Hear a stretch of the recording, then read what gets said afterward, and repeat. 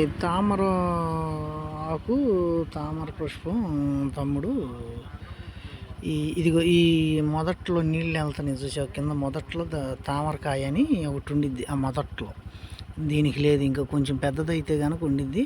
ఆ తామరకాయ అనేది ఒలుచుకుని తింటే కనుక రక్త కణాలు అసలు విపరీతంగా పెరుగుతాయి. ఆ క్యాన్సర్కి నివారణ కూడా అయ్యిద్ది.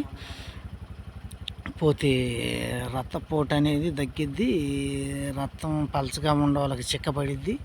రోజుకి ఒక కాయ 2 కాయలు ఇట్ట తామరం పుష్పం ఉన్న చాట కాయ ఉండిద్ది లోపల. ఇది అట్ట అడుగున నీళ్ళలో అడుగున ఉండిద్ది. ఆ విటమిన్ కాయ అనేది తింటే కనుక ఎన్నపూసలాగా ఉండిద్ది. ఆ కాయ తింటే కనుక అది చాలా ఉపయోగమైంది. చెరువుల కాడ మాత్రం ఎక్కువ శాతం దొరుకుతూ ఉంటాయి ఇది తామర పుష్పం. ఇప్పుడు కనుమరుగైపోయింది, తీసేస్తున్నారు ఫ్రెండ్. ఇక్కడే కనపడింది, అందుకని చెప్పి మీకు తెలుస్తాకైతే నేను వీడియో అయితే తీస్తున్నాను.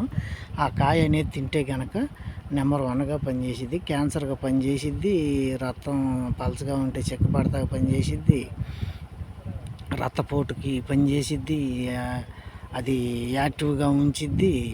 ఆ కాయ అయితే రోజు కూడా తినాలి ఫ్రెండ్.